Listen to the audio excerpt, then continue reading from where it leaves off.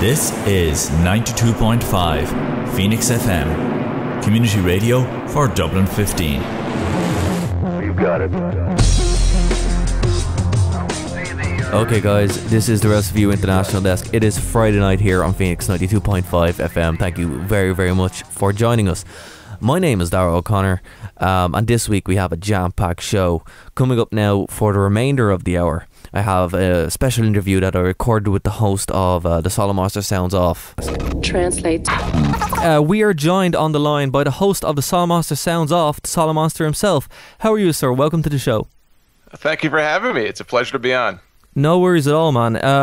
First of all, let's talk a little bit about exactly what the Solomonster Sounds Off show actually is. Now, just to preface, I discovered the show a couple of months ago, and I discovered it, as a lot of people apparently have discovered it, via YouTube clips, and then I downloaded it on iTunes, and I've been a loyal listener ever since. So what exactly is the Solomonster Sounds Off? Well, the Sound Off is a weekly wrestling podcast, as I'm sure you guessed. It's actually going to be 6 years. In about 2 weeks, we'll be celebrating our 6-year anniversary.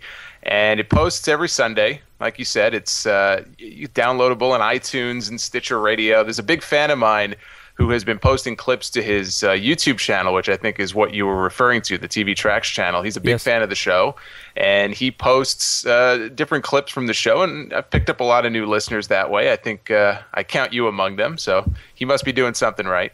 But we talk everything pro wrestling, WWE, TNA. If there's any major indie news, we'll talk that. I take listener questions in a mailbag. We talk about this week in wrestling history. So I try to mix it up with a lot of different things, and people seem to enjoy it.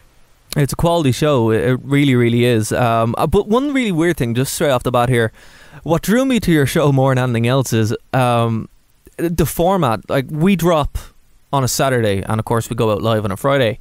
And it's incredibly similar. It's weird to hear two different shows on two totally different continents have a very, very similar view on professional wrestling. One that isn't very, very popular, shall we say, in professional wrestling with regards to, being anti-WWE, having that slant and trying to cover TNA. Because I don't know if you notice or not, Solomonster, a lot of people are just checking out with TNA. So it's weird to actually have somebody cover it in the same detail as we would. Yeah, it's interesting. I would keep tabs on TNA, here and there, and it really wasn't until May of last year that I started watching Impact in full every single week. It was not long after Vince Russo disappeared, surprise, surprise, and I found the show just to be more enjoyable. There were a few months last year where I actually thought Impact was a better show than Raw, right? And started watching it every week, and I don't want to say it's fallen off a cliff. There's still a lot of enjoyable stuff on the show. Like you said, a lot of people seem to be checking out. But I have a lot of TNA fans that listen to my show, and so you want to give all points of view. You don't just want to stick to one thing and nothing else, because that's boring. So we try to cover WWE and TNA and even some NXT, which is another show that I think a lot of people don't check out but should. True. Yeah. There's a lot of good wrestling on there. So I'll cover what people want to hear about. Well, we'll put a pin in the TNA discussion and the WWE discussion now, but just before we cover that in any detail, when did you start watching wrestling, and what brought you to the product? Started watching wrestling when I was about 4 years old. It was a family thing. My grandfather watched it, my father watched it. It's one of those things where they sit you in front of the television. You don't really have much of a choice in the matter when you're that young. You just watch what's on the TV. And the funny thing is, they would watch a lot of NWA wrestling, WCW Saturday Night on Superstation TBS, at least here in the States. That was the big thing back then.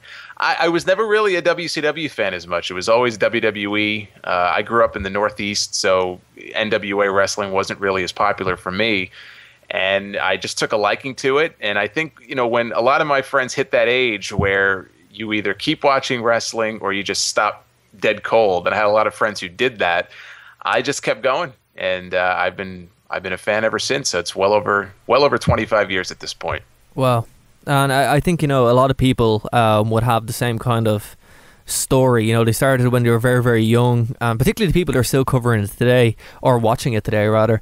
They started off very, very young and just, you know, never, quote, grew out of it, which is the weirdest thing when people say it to me, you know, that you're like, you still watch that? Isn't that for kids or whatever? And these are the same people, I think, who will say that and then will go home and will sneak a peek themselves, and they don't want anybody to know, but they watch it too. Exactly, yeah. I don't know if this happens to you, but when they find out that you watch professional wrestling, there's that moment of realization where they come over and start asking a lot of questions, because maybe they stopped watching it when The Rock stopped wrestling, or when, you know, when Austin left and all that kind of stuff. The Attitude Era is when a lot of people seem to just kind of been like, whoa, okay, I'm done with this. Oh yeah, I mean that's it's hard to compare the two. I mean, you can't really compare wrestling now to the way it was 15 years ago, because there really is no comparison. Back then, you didn't have a lot in the way of rules. They didn't go public until the very end of the Attitude Era, so they were doing a lot of risque stuff that you would just never see now. And I think it's unfair to compare the two, because, like I said before, if you're going to do that, you're going to watch wrestling now, I think, and be very disappointed. Definitely, yeah. It's apples and oranges now. There's still that narrative that everybody wants the Attitude Era back, but what we're actually doing on the show now is we are taking a look back at one, ridiculous WCW moments, but also we're going month by month from the very beginning of the Attitude Era straight up to kind of highlight exactly. It's not all roses and happiness in the garden. There were some really, really crazy stuff going on there as well, which we're trying to highlight. Oh yeah, I mean, not to say that the Attitude Era was perfect. You had a lot of silly gimmicks and people giving birth to hands and, you know, all that kind of stuff. So it wasn't perfect, but I think if you look past all the crazy, ridiculous stuff, if you just get down to the heart of what that era really was about, you had a lot of key guys at the top, and not just Stone Cold. I think all those guys that were on top, Triple H, The Rock, who they weren't playing up a gimmick, I guess. So I mean, they were playing a character on TV, but they felt more real. You know, it was more serious. It was more kind of in your face, and now it's a different feel to it. You know, now it just feels like you're watching a TV show. Things are come off a lot more scripted and rehearsed and tame, and that level of excitement, I think, is just not there. You'll have your moments here and there, but by and large, it's just very different. I think you said it most poignantly, where you outlined the appeal of the Attitude Era and why it worked. You said that one of the major appeals of it was because you had The Undertaker, you had The Rock, you had Mick Foley, you had Stone Cold Steve Austin, all at the same time with Triple H. And that's just something that will never happen again, because even though you have, you know, arguably better wrestlers wrestling now, they don't have the same feeling. They don't have that. There isn't that big match feel when you have Danny O'Brien versus John Cena. When you compare it to having The Rock versus Triple H.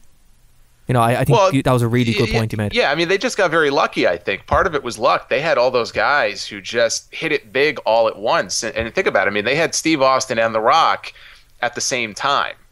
I mean, if that's not luck, I don't know what is. And they have John Cena. You know, John Cena is their biggest star. He's been their biggest star now for about a decade. There really is nobody else, I think, in the company. Maybe CM Punk, who comes close to that level of star power. All right. But a lot of it was just luck. You had 4, 5, maybe 6 really top guys who all kind of blossomed at the same time, and it made for a lot of fun. And the other thing to keep in mind also is you had another wrestling company that they were competing with.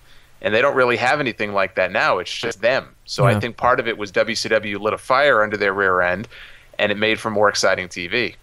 Well, just to go back a little bit, what made you want to cover wrestling as you do? You know, you're nearly celebrating your 300th episode, and that's a fierce commitment to do a wrestling show every day of the week. And of course, you have your YouTube post recap shows that you do sometimes, and a few other bits and pieces. What made you want to get involved in the wrestling, quote, media?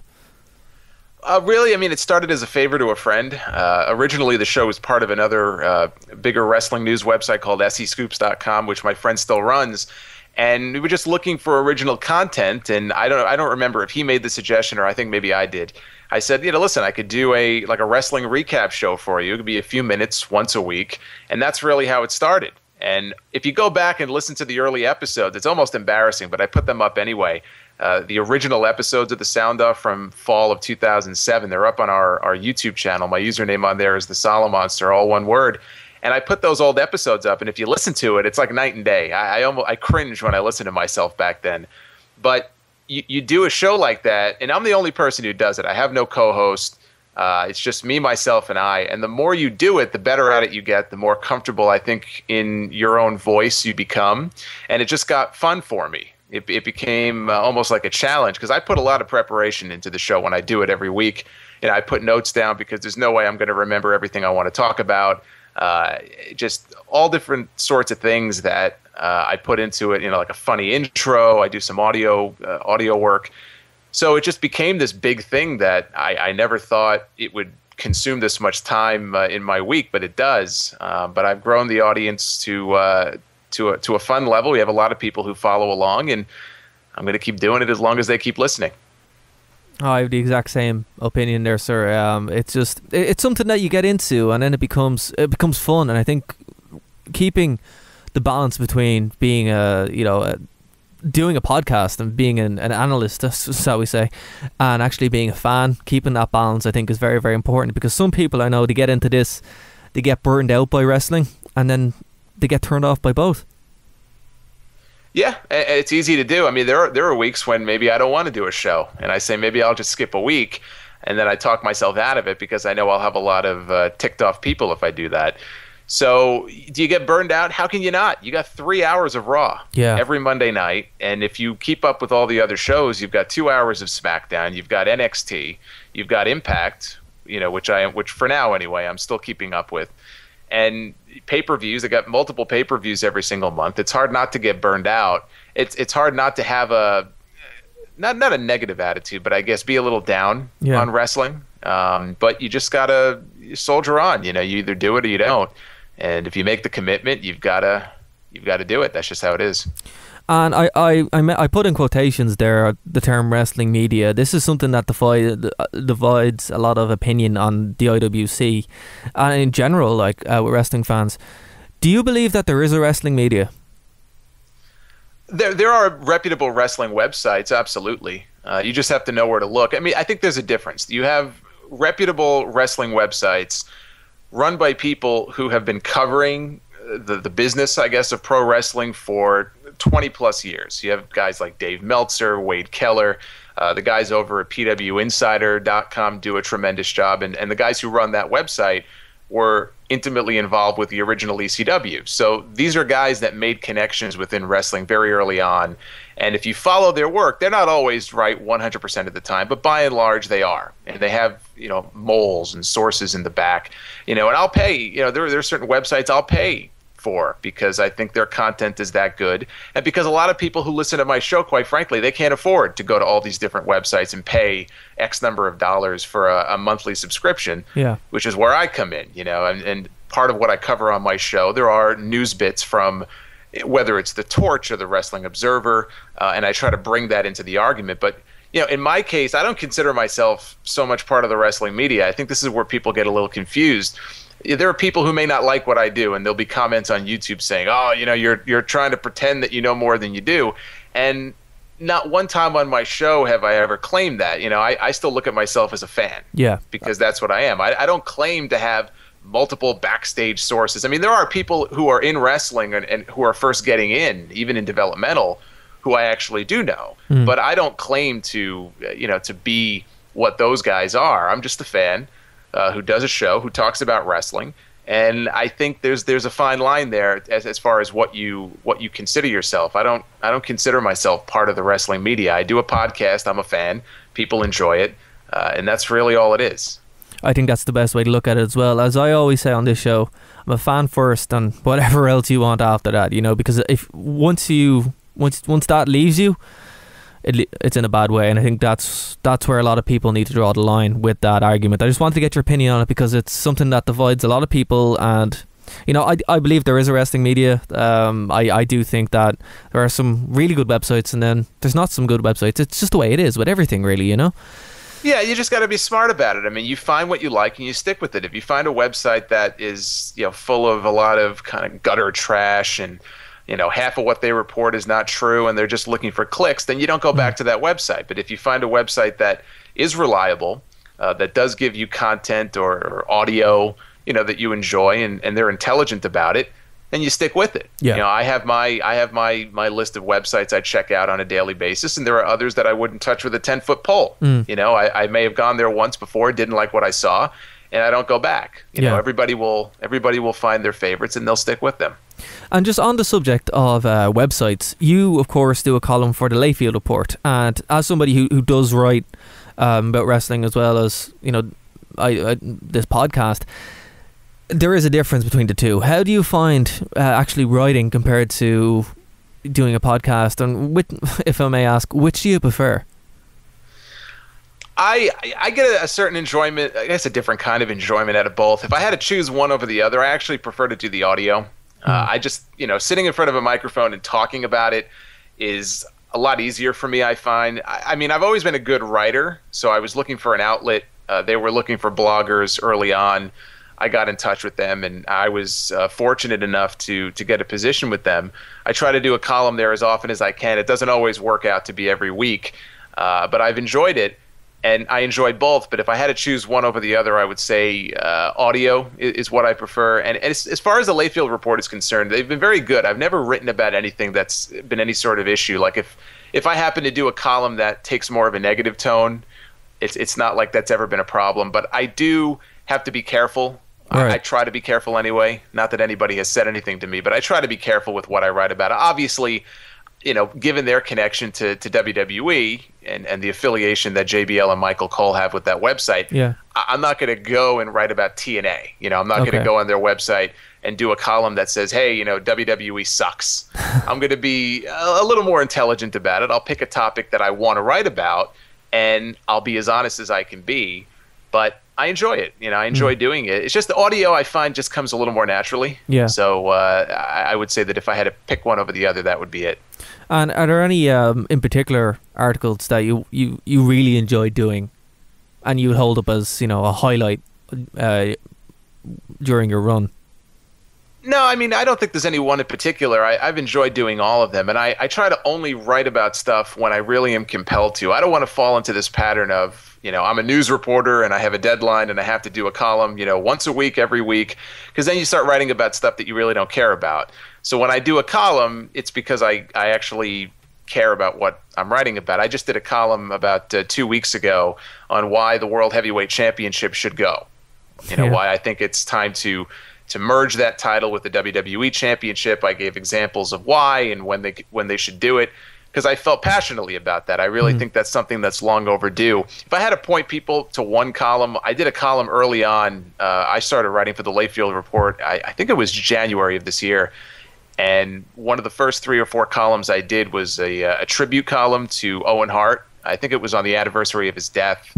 And I had the chance to meet Owen less than a year before he died. Wow. And had, you know, my picture taken with him. And when he died, you know, it kind of impacted me a lot, because here's this guy that I had just met, seemed like a really nice guy, family man. Even when I met him, he was talking about his family. So I did a column, you know, commemorating that, just to make sure that people haven't forgotten about the guy. It's been so long. Yeah. So I'd say, you know, you can go back in the archives on there and probably find that one and a whole bunch of other ones. I'm proud of all the work I did there. Well, I would urge everybody to check that out, because it does actually make for a very good read. I actually like the Layfield Report. It's quite a good website.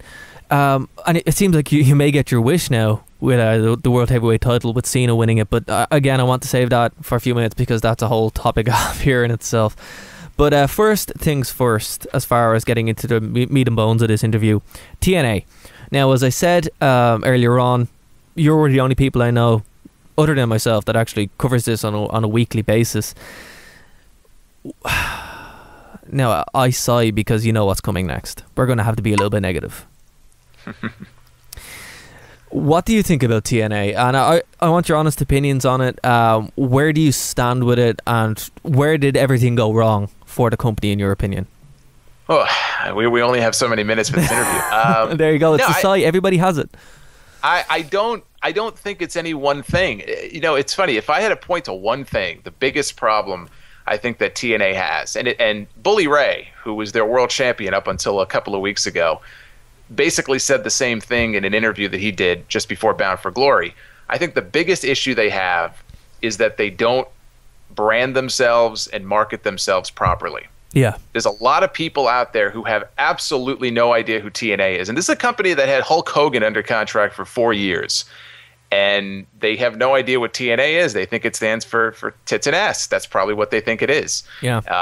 But that's a whole other issue. I think TNA is a horrible name. But I think they do a poor job of promoting themselves. They do a poor job of advertising. And I think no matter how good the in-ring product may be, no matter how good the creative may be, if you're going out there and you're having events and you're having shows and you want to grow your audience, if nobody knows who you are and you're not getting out there, it's pointless. I mean, you're never going to grow. You're never going to go anywhere. So I think that's the biggest issue they have. Where I stand as far as the TNA product right now, I'm not as engaged in it as I was a year ago. Right. I mean, let's put it that way. I think a year ago, or maybe even a little over a year ago, because I haven't been a big fan of this Aces and Eights storyline, but I was more entertained, I think, by the on-air product than I am now. There are weeks now where it's very hard for me to get through an episode of Impact, and I wonder if part of that is just knowing the turmoil and everything behind the scenes, if that has an effect on your level of enjoyment of the show. I think it might, but I don't hate on TNA as much as other people might. And there are TNA diehards who will hear that and will laugh, because if you say one negative thing about TNA, you're the devil. And I don't subscribe to that. I think it's fine to criticize if you have a legitimate reason to do so. I'm not going to, crap all over TNA because they're, a second-rate promotion and they're not WWE. They shouldn't be WWE. And I think what we're seeing now with some of their storylines is they're lifting these storylines and angles right from the WWE playbook. And these are not stories from 10 or 15 years ago. These are stories that WWE has done on their own television in the last year or two. And when you do stuff like that, you come off as second rate. There's just no other way around it. We're seeing it right now with the AJ Styles storyline.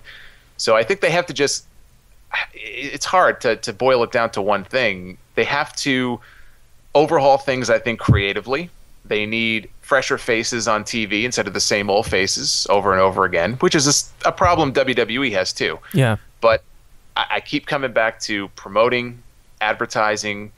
They've got to do a better job of that, because if they don't, you're going to keep having live events with 700 people and pay-per-views with 1,500 people in the audience and 5,000 people buying your pay-per-views. If you're okay with that, then fine. But I don't know how long they can sustain themselves that way.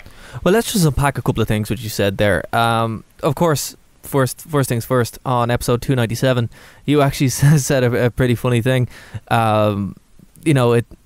TNA deserves to be hated on, and it's the only way. It's because they deserve it. Or I think you said TNA is always hated on, or usually hated on, because they deserve it, which they do, because they do stupid what, like he's stealing WWE storylines blatantly, and it just comes off as lame. It's not just stealing the storylines. I think the thing is, if you're going to use a story that the other company already did. And WWE is a much bigger company. They have a lot more money. They've been around for decades longer than TNA has. So they've got a head start on them. There's nothing they can do about that. Right. But they are the bigger company. If the bigger company is going to do something and you insist on doing the same thing or something very, very similar, even if you claim you're not really stealing from them, then you have to make sure that you do it better than they can. And it's rare that TNA can do WWE better than WWE can. And so I think for them, that's a big problem. They're trying to out WWE, the other company, and it doesn't work that way. They have to do their own thing. They have to blaze their own path, I guess, is an expression that you could use. Well, if they insist on doing the same things, you can't do it better than they can just because they've got more resources than you do. And it just comes off, when Dixie Carter is out there, she just turned heel recently. Yeah. And she comes out and she's pretending that she's Stephanie McMahon or Triple H out there. We already have a Stephanie McMahon and Triple H. And quite frankly, I'm sick of seeing them on TV too. So why would I want to see Dixie Carter playing the same role on her show? Even name dropping, which is just a backward step for TNA. Yeah, that's a whole other issue. I went off on a rant about that 2 episodes ago. If I never hear Dixie Carter mention the name McMahon or Levesque or WWE again, it'll be a day too soon. They need to get away from bringing the other show up on their own show. But I don't know about you, but what brought me to TNA originally, about 7 or 8 years ago, is when I found it, and it was totally different to the WWE. Completely different in every possible way. The ring was different, the presentation was different, talent in there which I may have heard of, which I didn't hear of because we don't really get independent wrestling over here in Ireland. It was just fresh, and it was a legit alternative to the WWE. Yes, a niche, but still alternative. And ever since then, they've tried to replicate and be the WWE. And I don't know if you think this, but it smacks to me of ladder WCW. Yeah, I mean, there certainly are similarities there. I think the biggest thing you could look at is who they brought in. Well, yeah. Hulk Hogan and Eric Bischoff. And let's go there. The two people who had a lot to do with WCW's success when they were kicking WWE's butt. You know, you got to give them credit for that. You know, the heel turn, the NWO stuff, that probably added years onto Hulk Hogan's career. Eric Bischoff, it was the best idea he ever came up with, which was an idea he borrowed from something he saw in Japan. New Japan, yeah.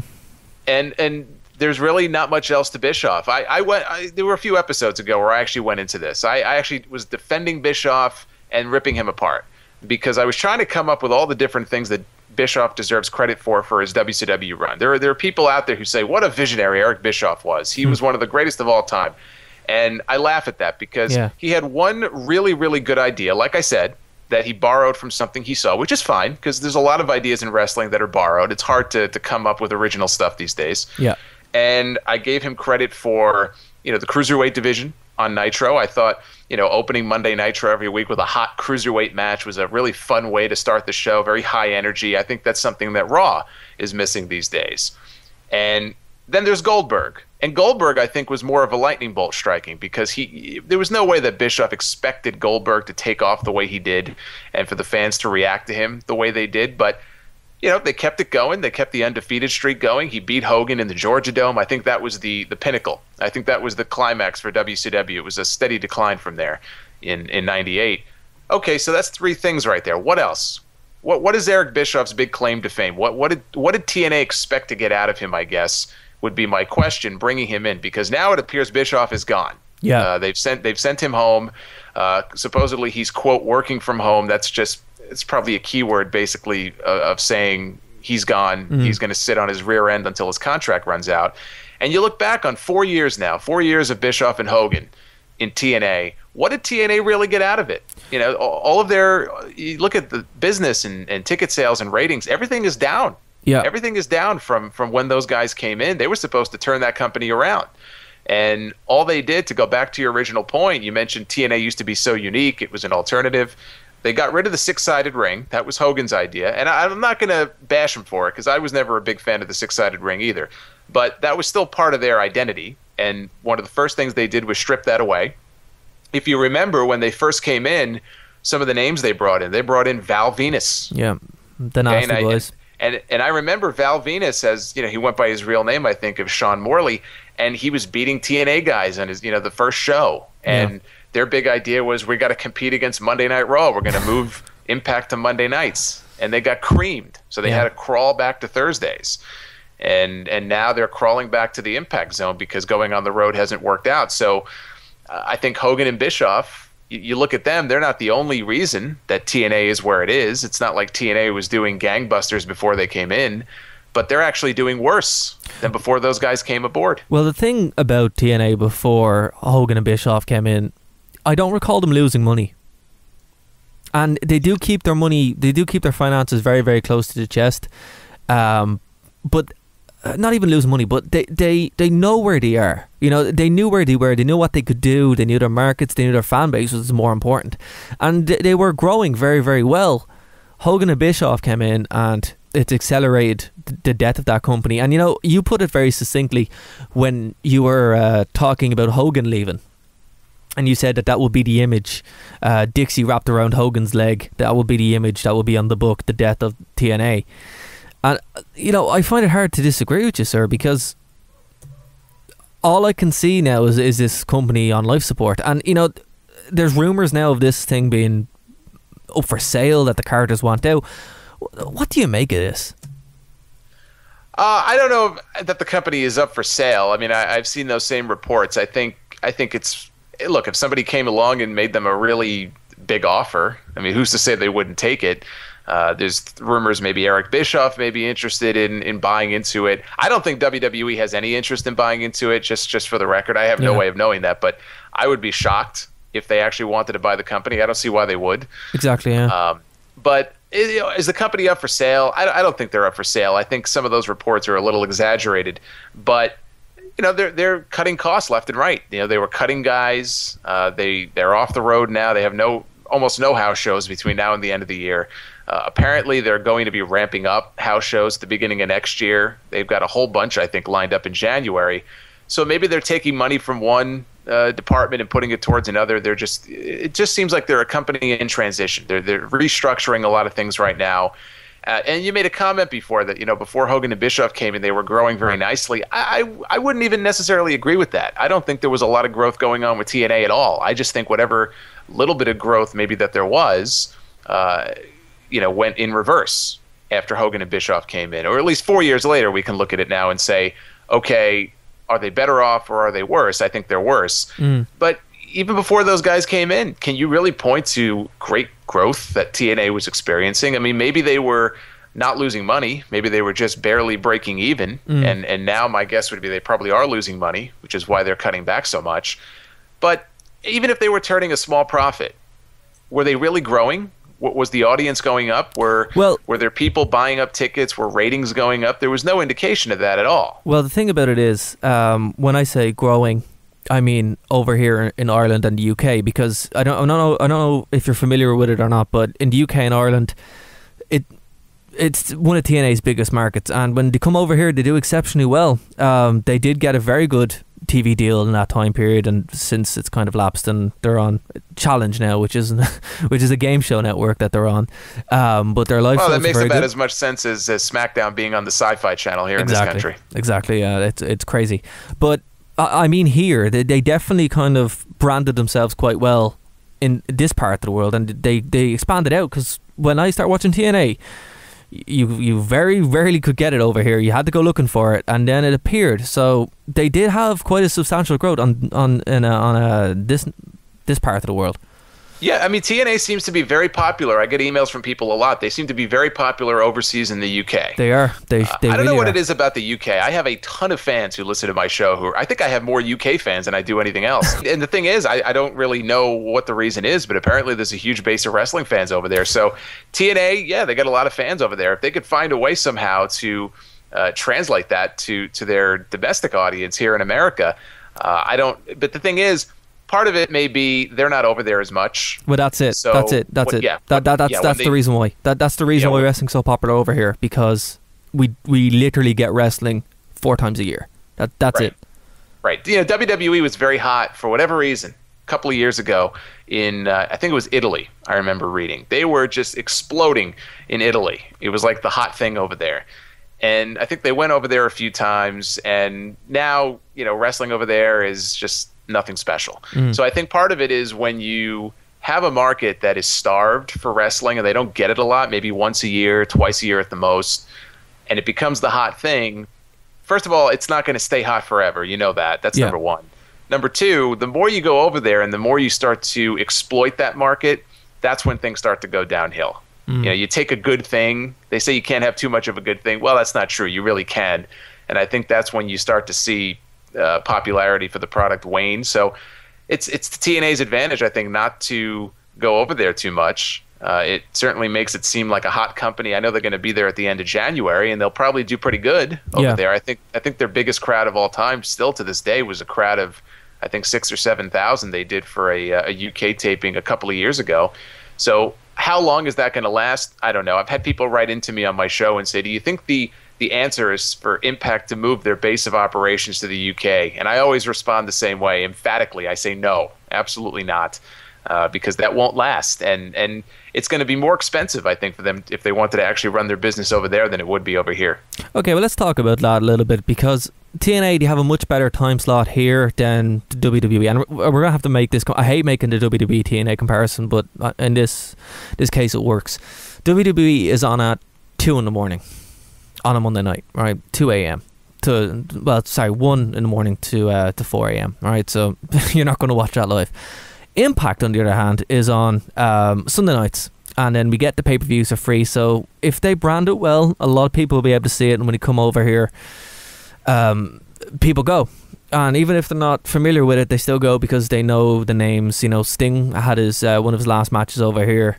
But he claimed it was his last match, but you know, whatever. They brought the Cage over. They're doing 2 pay-per-views over in the UK now. They're doing 2 Impact tapings over in the UK, and of course we're going to get a house show here. All those will do very, very well. But TNA have a chance to really capitalise on the market over here, because if they wanted to, they could. And Solomonster, there's no reason for TNA not to be the wrestling company for the UK and Ireland. There's no reason. Like, people want wrestling. WWE don't give it to them that much. The house shows that we get from the WWE are, you know, C+ at best. So I would disagree a little bit. I do think maybe moving the base over here fully would end up costing them a lot of money, but it could go the other way and they could really make something out of it. It could, but with the money issues they seem to be having, I don't see how that works, especially if they're going to base themselves there, which means they're going to have most of their events overseas. Yeah. You've got a lot of talent. All the talent lives here in America, which means you've got to fly those guys back and forth. That's true. And you know, especially for a guy like a Sting, I can't imagine that Sting would take very kindly to working most of his TNA shots over in the UK. And if they want to keep him, that could become an issue. But it's more an issue, I think, of expense, flying those guys back and forth. I mean, look, there's a lot of Impact tapings they do now. They don't fly in all the talent. There are people they just don't fly in at all. Yeah. Because if they're not going to be used, they can't afford it, so they just stay home. That's true. You had, you know, months and months go by. It was almost like they were cycling talent where, like before they fired her, Tara would be on Impact, and then she was gone for like 3 months. And I had people write into me saying, "Oh, is she hurt? Did she get fired?" And I said, "No, as far as I know, she's fine." And then the next week, she finally popped up because they weren't using her, and so they didn't even fly her in for the show. So I don't know how realistic that is. And in a perfect world, what you're saying would be right. You know, that's their hot market. Let them not even move their base of operations. If they had the means to do so, let them open up a UK office. WWE has offices all over the world. They could afford doing that. If TNA could afford it, I absolutely think that it would make sense for them to have an office over there. And the other thing they need to do more of, which maybe is why they're not quite as big as they could be, goes back to what I said, promotion, marketing and promotion. It's so important. People think TNA, believe me, wrestling is not the first thing they think of when you hear those 3 initials. I'm telling you. Well, here's the thing. What are they known as? Are they known as TNA or are they known as Impact Wrestling? They don't know what they're known as. Exactly. That's the issue. That's the issue. They have an identity crisis. There was a period of time last year where I was reading about squabbles backstage. You know, Bischoff and Hogan wanted to change the name to something else or just change it to Impact Wrestling, and they were phasing out the TNA initials for a while there, and then I think after a few weeks, it's like they just gave up. So they waffle back and forth. It's interchangeable. You can call them TNA, you can call them Impact Wrestling. You got to make up your mind as far as what you want to be. There's nothing more important than your name and your brand. Exactly. That's a big problem for them. Yeah, but one of the biggest things I think that they need to do as well, they're starting to do with this UK pay-per-view. I don't know if you know anything about the UK taping that they're doing, but they're introducing the British Empire Cup, which is a cup that will be defended every time they come here, kind of like the original European title, if you remember when that was introduced in the WWF. And that is basically going to be defended every time it's here. If they create some kind of product that makes people want to come back, then it'll be fine, because they just kind of come over here, they do their thing, and then they disappear for a couple of years. The WWE get away with that because they are, you know, the WWE. But I don't know. I think, well, you're the one being interviewed. What do you think would be better for TNA? Because when they went on the road, they went to all the wrong markets. They went to WWE territory, which is not what they should have done. They should have went around the WCW territories and worked that way. Now they're going back to not the Impact Zone, but somewhere close to the Impact Zone. And if they stay there long enough, you're going to have the same problems. And we're going to be on our respective podcasts going, they need to get out of there. We're having the same crowd. Nobody cares. What's the answer, Solomonster?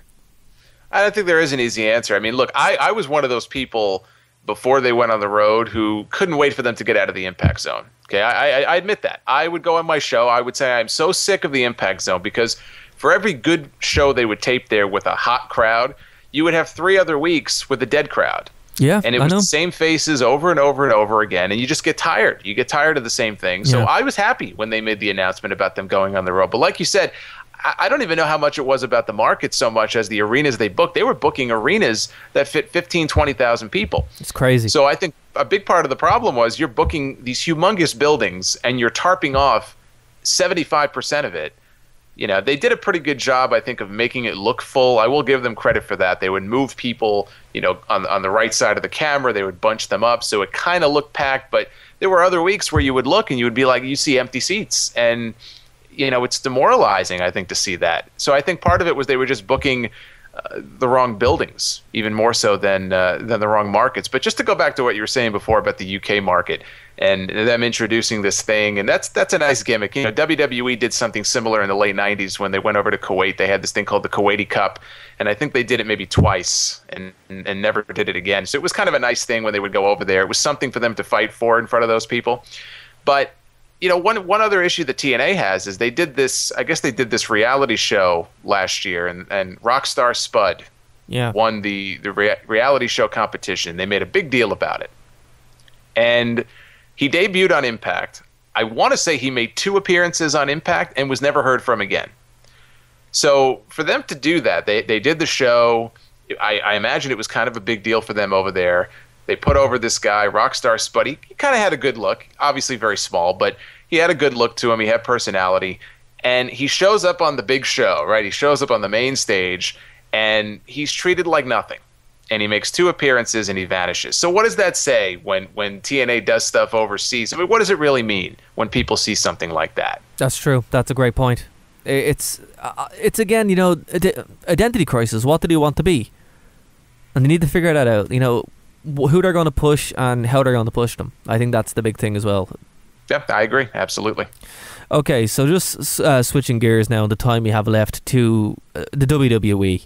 And I know, well, what we're going to talk about now, a lot of people are like, oh, great, you know, Cena haters or whatever. But there's a reason why you hate on the guy. He kind of deserves it sometimes.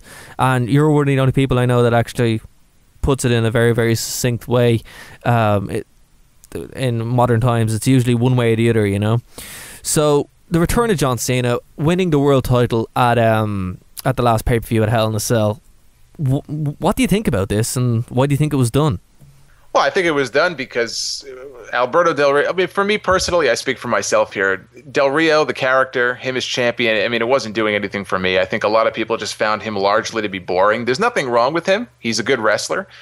But, you know, the world title is really there just as a prop more than anything else. So I think Cena coming back, they want to try, all of a sudden, they want to try to make that title mean something again. Good luck with that is what I say, because Cena will only have it for so long. When Cena drops it, it's going to go right back to where it was. But for the time being, if they try to make the world title actually out to be important like they did on Monday night, I have no problem with that. I think, you know, what they did on the show Monday where Cena came out and, you know, Damian Sandow came out to cash in his Money in the Bank briefcase and he fell short. There's a lot of people very upset about that. And my first of all, I predicted months ago that he would cash in and lose. I thought it was obvious. And especially the way they booked him over the last several months. It's like that briefcase, unless your last name is Orton, when you win that briefcase, boy, I wouldn't want to come within 50 feet of you. Talk about bad luck. So they booked the guy to be a loser for months and months. Couldn't win a match to save his life. Anybody who actually thought he was going to beat John Cena, I think, was fooling themselves. Especially Cena's first match back on Raw. Yeah, I'm trying to look at the positive side of it here. As awful as Damian Sandow did look, you know, losing to a one-arm man, which is basically what happened. I mean, let's be honest. He lost to a one-arm man on Monday night. He took a steel chair. He was beating John Cena's injured elbow, and he still lost. But I'd like to think that Sandow comes out of it looking, you know, better than he did before. He actually had a competitive match with Cena, which surprised the hell out of me. Maybe the most competitive match I've ever seen the guy have. And he fell short. Yes, I'm not as you know, beside myself about it as other people are. It is what it is. But if the end game here is to ultimately unify the 2 championships, then I'm all for it. Because I said it before, I think it's long overdue. That title has meant nothing for so long now. Yeah. And there really is no brand separation anymore. It would have made more sense if they were really committed to splitting up Raw and SmackDown, but officially there is no more brand split. It ended earlier this year. Everything, all the same guys appear on both shows. It doesn't really matter. And I think it just marginalizes your other championships when you have all of these different titles that don't really mean anything. Yeah. So if that's the idea, I'm in favor of it. If that's what it takes. If putting the title on this guy, which I wouldn't have done, but if that's what it takes to get there, then that's fine. Well, do you think that, in the unification match, which does actually seem to be the directory here, do you think Cena's going to win it? I think there's a good chance, and I don't even know that they are doing a unification. I support it. I've advocated for it. I've seen no evidence that they're actually going to do it, so I wouldn't go quite that far. They would have to. I mean, I don't even know who they would want to put Cena up against. I have less than zero interest in seeing John Cena, Randy Orton. I mean, my God, it's like 2006 all over again. We don't need to go back to that. That's my fear, Solomonster. Once Cena holds anything other than the WWE title, there's always the suggestion that they're going to go unification. And, it's WrestleMania 30. If there's any time to do it, they're going to do it then. They're apparently lining up all these marquee matches that are rumours all over the place. So if they are going to do it, it probably will be next year. But I don't want to see Randy Orton. I don't want to see Randy Orton Triple H, but I don't want to see Randy Orton John Cena either.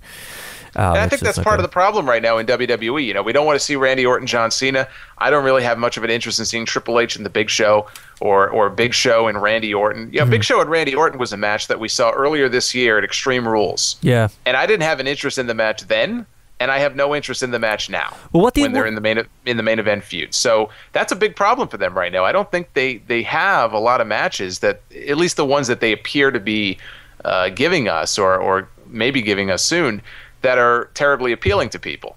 Well, what do you think about the whole Big Show main event thing? I never bought Big Show as a main event character, but what do you think about him? I like the Big Show. I think the Big Show is very, very good. Now, I'm not saying he's a great wrestler. I just think in terms of what they've had him doing, I think he's excellent. I think he's great in terms of conveying emotion. I think, he can be that funny comedic giant, and then in a moment's notice, he can snap and be this frightening monster. They had him crying every week on TV, which was ridiculous. I wouldn't have had him crying, but I think in the role, Big Show has been great. I have no need, though, to see the Big Show as the focal point of the show. And there were people who disagreed with me all these weeks leading up to this most recent pay-per-view when I would go on my podcast and I would refer to him as Stone Cold Big Show, because that's essentially how they've been booking him. Yeah. They've been booking him as like the Steve Austin. It's almost like Daniel Bryan is the Mankind of this scenario, and Randy Orton is the corporate champion, what The Rock used to be. Daniel Bryan shouldn't be the Mankind of this scenario. And I think Monday night made 4 straight weeks. So that's an entire month that Raw has ended with the Big Show as the focal point when they go off the air. So I've said for weeks, Daniel Bryan is not the top babyface in WWE. He may have been the one in the title match on Sunday, but it's the Big Show. And there's something wrong with that. I think in the year 2013, the guy has come and gone, heel and face. He's been hurt. He's come back. He's been around since 1999. And I don't know how much of a draw he would be in the main event. I don't think much of one. I like the Big Show, but not as the focal point of the show. I think there's something seriously wrong with these people when Triple H and the Big Show are the focal point of Raw. Particularly in 2013, it was passable in 1999, but not now. I think it's a really bad move for the WWE to make. And quickly, what did you think of the Hell in a Cell as a pay-per-view? Like, we've been very critical of the fact that there is a Hell in a Cell pay-per-view in the PG era. We refer to it as Match in the Cell. What do you think about it? I would call it more. I thought the show was average, so that's the best word I could come up with to describe it. It wasn't a horrible show. There was some good wrestling on it, but it was average. And I don't think a Hell in a Cell show should be average. I mean, they had 2 cell matches, neither of which you needed the cell. Yeah. There was no reason for the cell to be there for either match. It didn't come into play at all. The closest it came to being used, I guess you would say, is after the Punk match was already over, when he climbed up to the top and he beat up Paul Heyman. Other than that, give me one reason why we needed a Hell in a Cell for either one of these matches. There isn't one. Simply. There is no. Right, there is none. So they may be getting rid of the show next year. I mean, I'll believe it when I see it. They may have finally come to their senses. In my opinion, they've done nothing but just destroy the Hell in a Cell gimmick. Hell in a Cell should be saved for situations where you've got this blood feud and you're ready to blow it off. And when the situation calls for it, bring down the cell. It shouldn't be a situation where, oh, look at that, it's October, it's time for Hell in a Cell. Let's see who we could plug in there. Yeah. And so you saw it again here.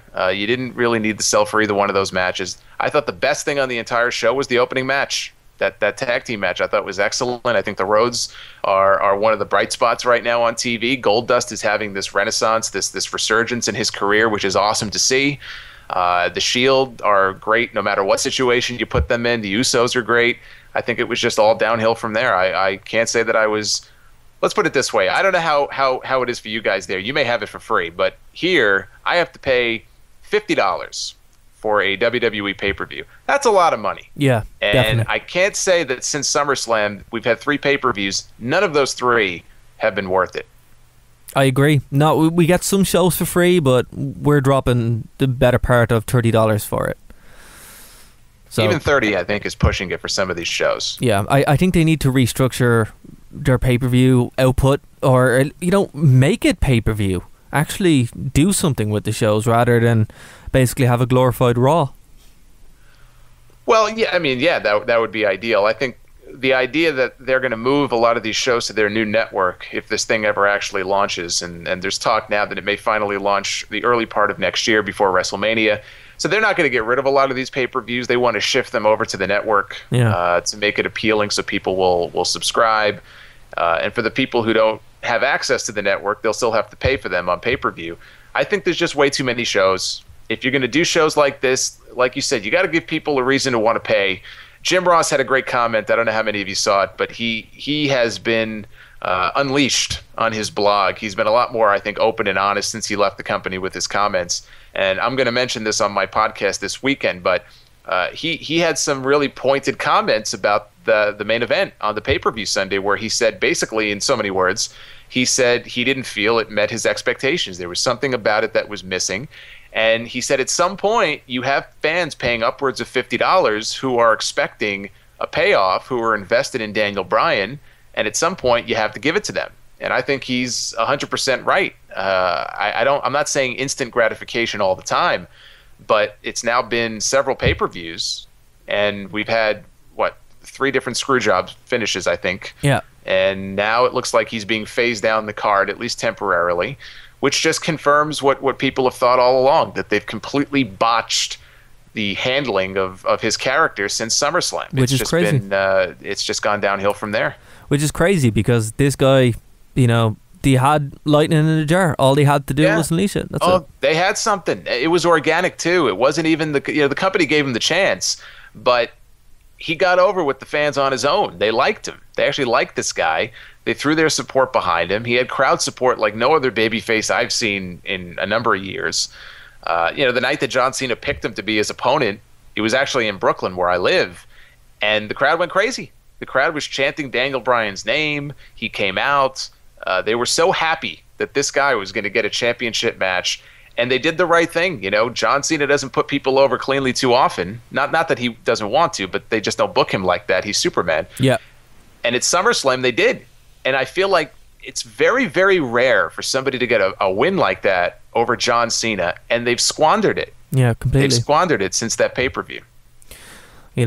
I can't add anything else to that, sir. You hit the nail on the head, and it's a sad state of affairs, but that's why we watch it week to week. Hopefully things will get better, but it is what it is. What it is. I describe it as like an abusive relationship. We're stuck in it whether we like it or not. So that's it. But we are coming to the end of the hour here on Phoenix 92.5 FM, and I want to thank you very, very much for coming on, Solomonster. It's been an absolute pleasure, sir. It's been fun. I thank you for the invitation. No worries at all. But before I let you go, it's time to plug away, sir. So tell people about the Sound Off and your writings on the Layfield Report. Yeah, I try to write as often as I can. There's no set schedule, but you can check out my columns on layfieldreport.com. Under my real name, Jason, it'll be on the right-hand side. They have a chart with all the authors. The Sound Off is posted every Sunday, normally, on the Solomonster.com is my official website. You can get the show on Stitcher Radio for free, iTunes, and if you have an Android app, we actually have an app, for Android devices, which is free, so you can listen to us that way. And you can follow me on Twitter, @Solomonster. I'm always posting rantings and ravings, and usually I'm live blogging during the show. And we're on Facebook as well. And you mentioned a while ago YouTube. We don't post the Sound Off to YouTube, but I do bonus episodes that I call Sound Off Extra.